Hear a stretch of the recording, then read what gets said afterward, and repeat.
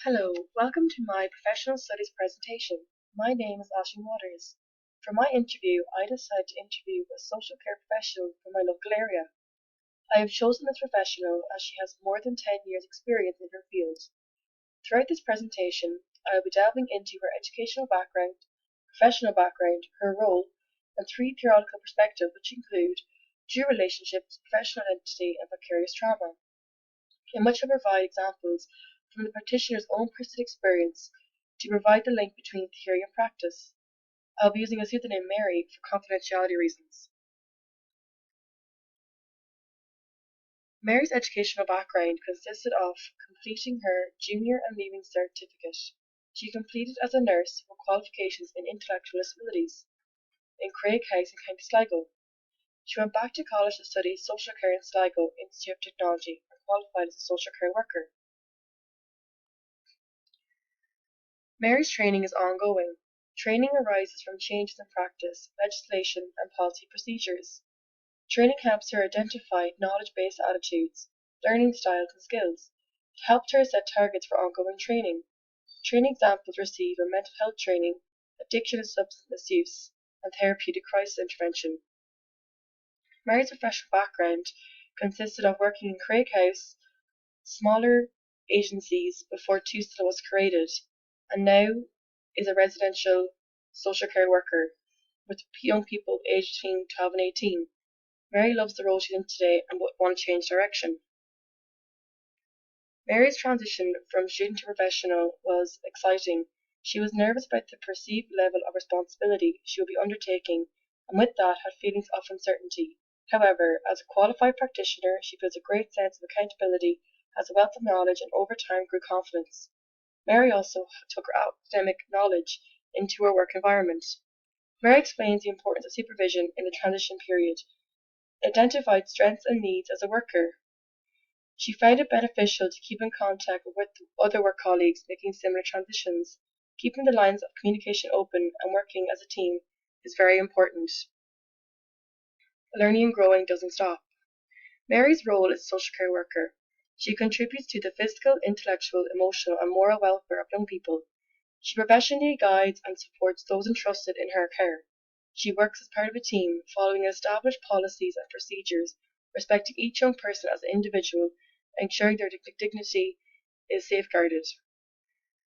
Mary's professional identity is a result of a development process involving a mixture of professional training and personality. Her professional identity is based on the work she does with young people. It is ongoing. It's part of her life experience. She supports, protects, guides, and advocates for young people. Children are at the core of her work. Mary works as part of a multidisciplinary team, which she says is the best interest of young people. They work with social cares, workers, schools, mental health services, CAMS, Gardaí, and aftercare. They are an interagency cooperation which provides safe and effective services, which include the pooling of resources and skills together. Mary does share the same core values with her social care professionals, which are all child-centred. She explains the welfare of the children is of paramount importance, and that all children are treated equally. As professionals, they share the values of dignity, social justice, and integrity. Mary explains the importance of sharing core values as it benefits the child, and everything they do is for the child. Mary's values that she has are not judgmental, open-minded, trustworthy, a good listener, inspiring, positive, and patient.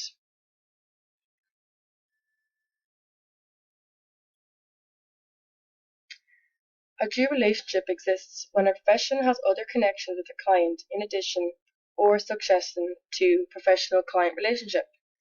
In Mary's experience, she hasn't experienced a due relationship. She explains how she works under clear guidelines and boundaries and professional in all areas of her work.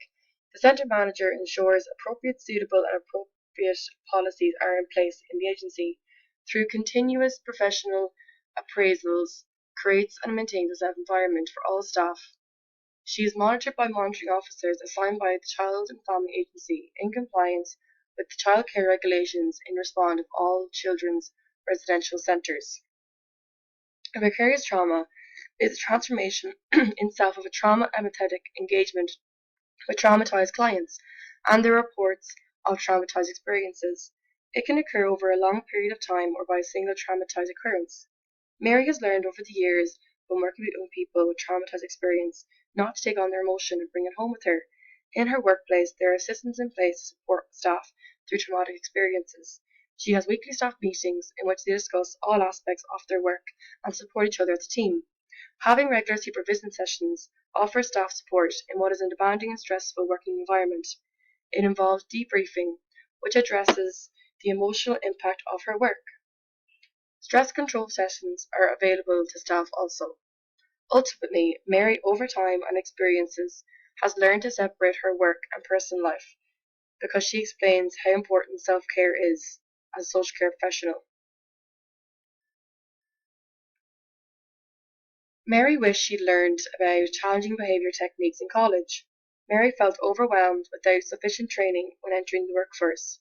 However, in her agency, training techniques were offered to staff, which included coping mechanisms, conflict management, promoting positive behaviour, and supporting people and young people with complex needs. In conclusion, from this interview I conducted, I have a great insight into my social care professional's journey in finding her professional identity in the world of work. I can clearly see how the theoretical concepts of due relationships and vicarious trauma translate into practice. These new ideas have resonated with me as a future social care professional, especially the importance of self-care in the workplace and at home. This would ensure a healthy work-life balance and a positive mind for myself and family. Thank you for listening.